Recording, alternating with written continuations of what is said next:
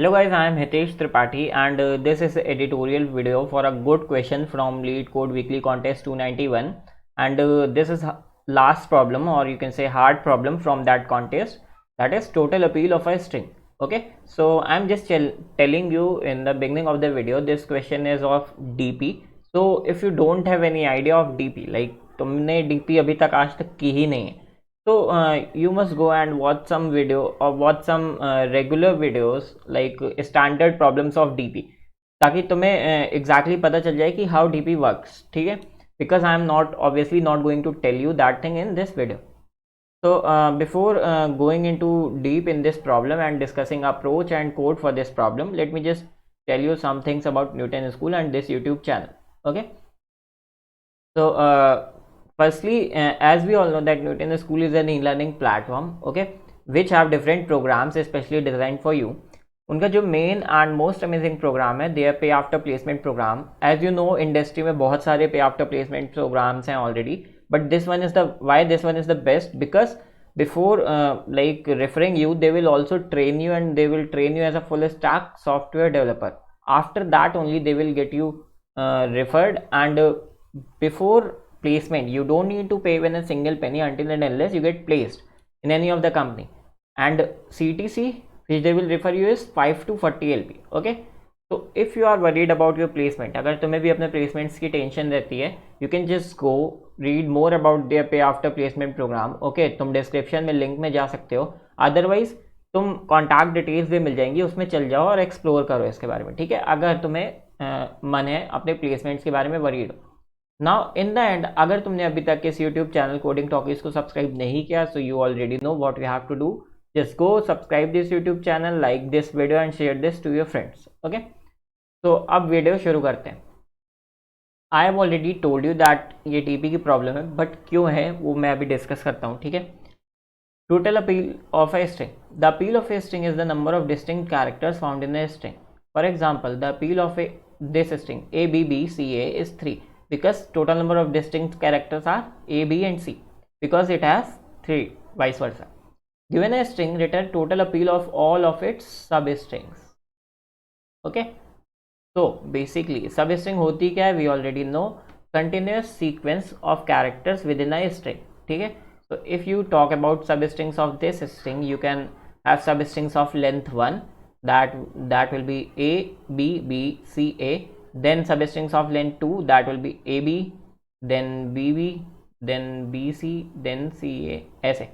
ठीक है, अब तुम अगर इस सब स्ट्रिंग की अपील की बात करोगे, दैट विल बी 1, क्योंकि एक डिस्टिंक्ट कैरेक्टर है. ठीक है, तो तुम्हें ऐसे सारी सब स्ट्रिंग जनरेट करनी है और उसके बाद तुम्हें क्या सिंपली करना है, सारा का सम बताना है. ठीक है, question quite easy, like question statement is quite easy. अब if you see one example, same string तुम्हें गिवन भी है, तुम अगर सारी लेंथ्स की सब स्ट्रिंग देखोगे तो वो कुछ ऐसी ऐसी बनती हैं. फिर उनके अपील्स गिवन है, अपील्स का सम और टोटल सम 28 आउटपुट. ठीक है, अब if you will see constraints for the problem, S की लेंथ जो है 10⁻³ है. ठीक है, तो one thing which you can't do is, तुम सारी की सारी सब स्ट्रिंग्स जनरेट करके, जो कि तुम कर सकते हो आई गेस n² में. ओके, मैं उस पर ज़्यादा ध्यान नहीं दे रहा. ठीक है, मैं ये बताता हूँ कि तुम obviously O of n log n से ज़्यादा कॉम्प्लेक्सिटी नहीं अफोर्ड कर सकते हैं, एंड ऑब्वियसली तुम सारी सब स्ट्रिंग्स n log n से ज़्यादा कॉम्प्लेक्सिटी में ही जनरेट करोगे, उससे कम में नहीं कर सकते. ठीक है, तो that's why you can't afford that solution. अब तुम्हें O ऑफ n का सम सॉल्यूशन चाहिए या फिर O of n log n का. ठीक है, n log n कहाँ पे ऐड होता है सॉल्यूशन में तुम्हारे, कहीं ना कहीं, कब जब तुम्हारी सॉर्टिंग लगती है या बाइनरी सर्च लगती है तब कभी ऐड होता है. ठीक है, इसमें मुझे कुछ इसमें इंट्यूटिव है कि बाइनरी सर्च का कुछ ऐसा समझ में नहीं आ रहा. So let's just discuss root solution first. होता क्या एग्जैक्टली अगर मैं सारी की सारी लेंथ की सब स्ट्रिंग्स के बारे में चेक करने जाऊँ. ठीक है, जैसे इनने अपने टेस्ट केस में बताया है, तो if I will go for substrings of length 1, I already know total appeal जो होगी सब स्ट्रिंग्स ऑफ लेंथ 1 की, वो होगी n के equal, where n is the size of string. अब मैं अगर लेंथ 2 की सब स्ट्रिंग्स के लिए जाता हूँ. ठीक है, तो मुझे लेंथ 2 की सब स्ट्रिंग्स तो पता है, that will be total n-1, but मुझे ये नहीं पता उनकी अपील कितनी होगी. Okay, appeal in the sense उस हर एक सब स्ट्रिंग में कितने डिस्टिंक्ट कैरेक्टर्स होंगे, उसकी वैल्यू 1 भी हो सकती है, उसकी वैल्यू 2 भी हो सकती है। यहाँ पे कॉन्फ्लिक्ट आ गया, ठीक है। यू कैन से वैल्यू कैन बी डायनेमिक, ठीक, उसकी वैल्यू 1 भी हो सकती है, 2 भी हो सकती है। अब हो सकता है कि तुम सारी की सारी सब स्ट्रिंग्स चेक करो, because but you can't afford that, तुम सारी सब स्ट्रिंग्स चेक नहीं कर सकते, ठीक है। अब जैसे ही तुम 3 में आओगे, है ना, 3 में भी तुम्हारी वैल्यूज मैक्सिमम 3 हो सकती है, but that can be dynamic 1 2 3, ठीक, फाइन। नाउ सो यहाँ पे जो तुम्हारा आइडिया है कि तुम हर एक लेंथ की सब स्ट्रिंग्स का अपील निकालोगे और उसके बाद उस टोटल का सम कर दोगे, यहाँ पे ये आइडिया तो तुम्हारा अभी फेल हो रहा है, ठीक है। You can't afford this time complexity. अब कुछ दूसरे आइडियाज सुनते हैं। व्हाट इफ मेरे पास एक स्ट्रिंग है, ठीक है, मैं यहाँ पे समझाता हूँ। अब मैं पर कैरेक्टर का, अब मैं क्या करने वाला हूँ, मैं कुछ ऐसे सोचता हूँ, सपोज मेरे पास एक स्ट्रिंग है, ये मेरी एक स्ट्रिंग थी, ठीक है। मैं इसमें पर कैरेक्टर का इंक्लूजन ढूंढूँ अगर आंसर में, ठीक है, ये मेरा आंसर है जो कि है सारी लेंथ की सब स्ट्रिंग्स की अपील का सम, ठीक है, ये सम है टोटल। अगर मैं इसमें पर कैरेक्टर का कितना हिस्सा है ये पता करूँ तो कैसे कर सकता हूँ, या फिर और थोड़ा सा तुम इसमें डीप में जाओ, एग्जैक्ट समझो तो ये जो कैरेक्टर है, ठीक है, ये इससे होने वाली सारी की सारी सब स्ट्रिंग्स में इफेक्ट डालेगा, ठीक है। जो भी सब स्ट्रिंग्स इससे होके बनेगी वो सारी सब स्ट्रिंग्स इफेक्ट होंगी।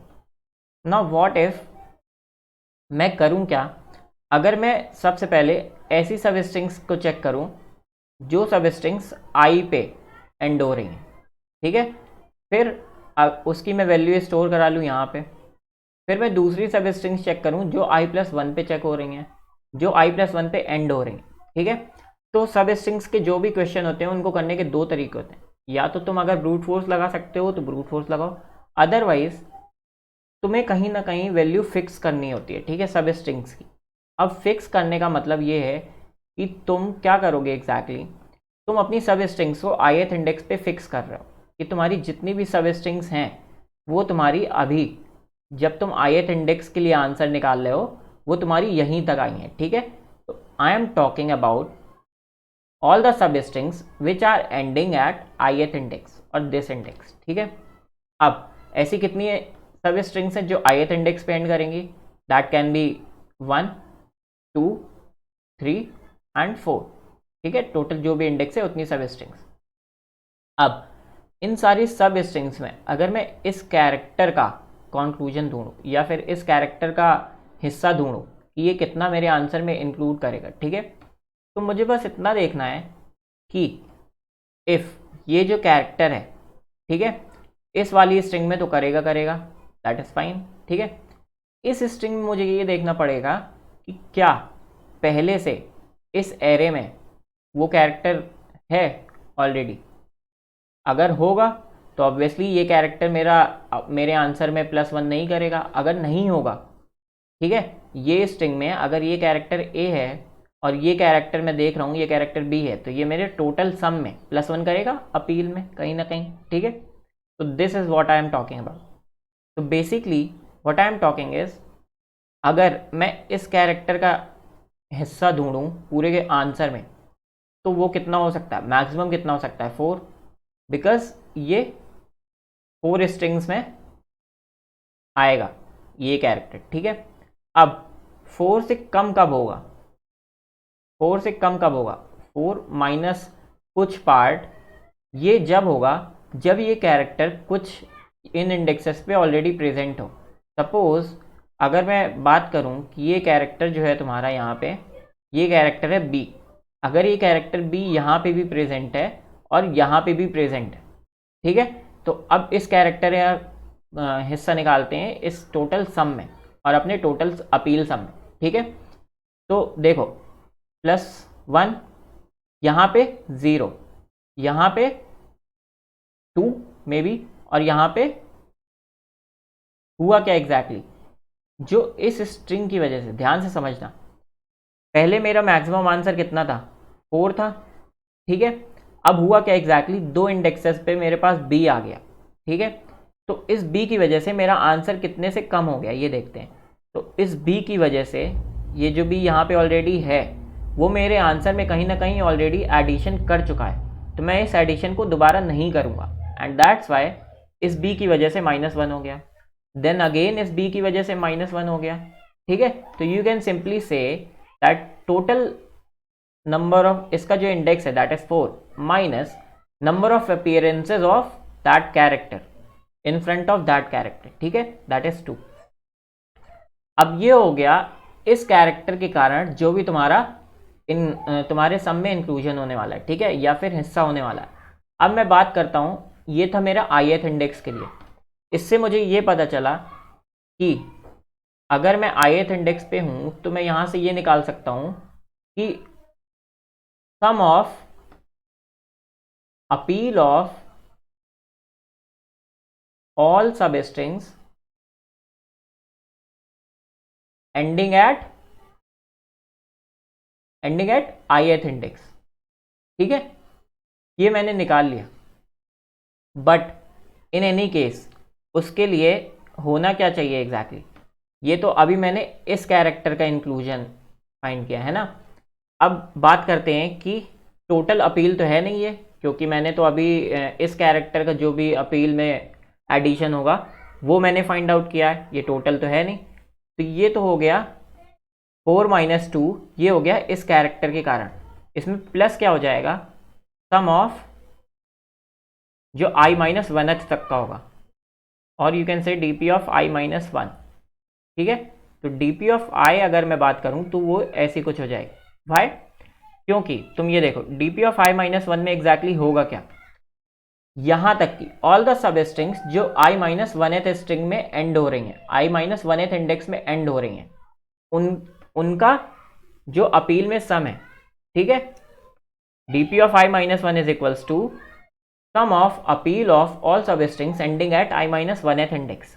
ओके, अब जो ith इंडेक्स है वो एग्जैक्टली करेगा क्या, सारी की सारी स्ट्रिंग्स में एक इंडेक्स तो बढ़ गया है, राइट। अब इस इंडेक्स की वजह से अपील में कितना चेंज आ रहा है, मैं वो कैसे ऐड कर रहा हूँ, 4 - 2 से, ठीक है। आई होप यहाँ तक सारी चीज़ें समझ में आ गई होंगी। If you still have any doubt in this how we are building DP state, ठीक है, तुम मुझसे कमेंट सेक्शन में पूछ सकते हो, मैं दोबारा तुम्हें बता दूंगा।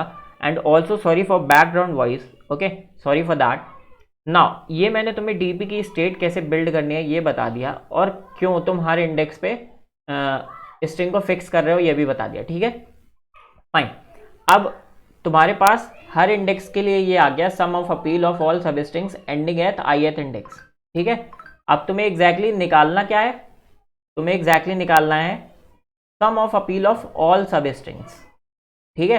तो सम ऑफ अपील ऑफ ऑल सब स्ट्रिंग्स क्या हो जाएगा एग्जैक्टली, इसका जो ith इंडेक्स पे एंड हो रही हैं, जो i + 1th इंडेक्स पे एंड हो रही हैं, जो i + 2th इंडेक्स पे एंड हो रही हैं, जो i + 3th इंडेक्स पे एंड हो रही हैं, इन सब का सम, और you can say DP array का sum will give you sum of appeal of all substrings, ठीक है। तो this was the complete approach of the question. As you can see code इसका बहुत छोटा सा है, बट ऑब्वियसली जो अप्रोच है या फिर इसके पीछे का सॉल्यूशन है, लॉजिक है, वो अच्छा है, ठीक है। तो I am building the code now. ये मैंने n में स्ट्रिंग की लेंथ ले ली, फिर मैंने डीपी एरे जिसको 0 से इनिशियलाइज कर दिया, फिर मैंने फर्स्ट इंडेक्स को दैट इज डीपी नॉट को 1 बना दिया। वाई, क्योंकि मैं ये बात कर रहा हूँ sum of appeal of all the strings ending at ith index और 0th इंडेक्स, वहाँ तक खाली एक वैल्यू होगी, और वो वैल्यू ऑब्वियसली अपने आप में डिस्टिंक्ट होगी, तो उसकी अपील कितनी हो जाएगी, 1। फिर मैंने एक फ्रिक्वेंसी एरे ले ली, ये फ्रिक्वेंसी एरे जो है मेरी, ये मुझे क्या बताएगी एग्जैक्टली, इसके बारे में बात करते हैं। अगर मैं ith इंडेक्स पे हूँ, ठीक है, अब मुझे ये जानना है कि यहाँ पे इसके पहले a की कितनी फ्रिक्वेंसीज हैं, तो मैं कैसे यहाँ तक आते आते क्या कर सकता हूँ, उसमें स्टोर कर सकता हूँ, तो मैं उसमें यही कर रहा हूँ, ठीक है। अब मैं क्या करूँगा, सिंपली जो भी फर्स्ट कैरेक्टर होगा उसकी फ्रिक्वेंसी +1 कर दूंगा। अब मैं क्या करूँगा, फर्स्ट इंडेक्स से इटरेट करना शुरू करूँगा, और dp ऑफ i कितना हो जाएगा, simply dp of i will be equals to dp of i - 1 sum of appeal of all the substrings ending at index i - 1। फिर उसमें एग्जैक्टली ऐड क्या होने वाला है, उसमें ऐड होने वाला है एग्जैक्टली टोटल सब स्ट्रिंग्स जो कि कितनी हो जाएंगी i+1 minus F of S जितनी टाइम्स वो कैरेक्टर ऑलरेडी अपीयर हो चुका है पहले, ठीक है, इतना हिस्सा हो जाएगा तुम्हारे ith कैरेक्टर के कारण तुम्हारे आंसर में। And after that you will simply update frequency of this current character, ठीक है। अब ऑब्वियसली ये मैं i+1 क्यों बना रहा हूँ, प्लस प्लस क्यों नहीं कर रहा है, ये सिंपल सा लॉजिक है। सिंस जो करंट कैरेक्टर है वो टोटल कितनी सब स्ट्रिंग्स में अब आने लगा होगा, i+1 सब स्ट्रिंग्स में। You can see here also that thing, ये जो b है ये अब कितनी सब स्ट्रिंग्स में आ रहा है, 1 2 3 4, दैट्स वाई अब फ्रिक्वेंसी ऑफ b कितनी हो जाएगी, 4। In the end you will simply return sum of dp array or you can just accumulate all the dp vector. Thank you guys for watching this video. If you still have any doubt you can ask me in comment section, okay, and simply like this video and share this video to your friends. In the end अगर तुमने अभी तक Newton school का पे after placement programme नहीं देखा, just go check their pay after placement program. You can get the details in description and contact details also. And अगर तुमने अभी तक चैनल सब्सक्राइब नहीं किया, just go and subscribe this YouTube channel, like this video and share this video to your friends. Thank you guys for watching.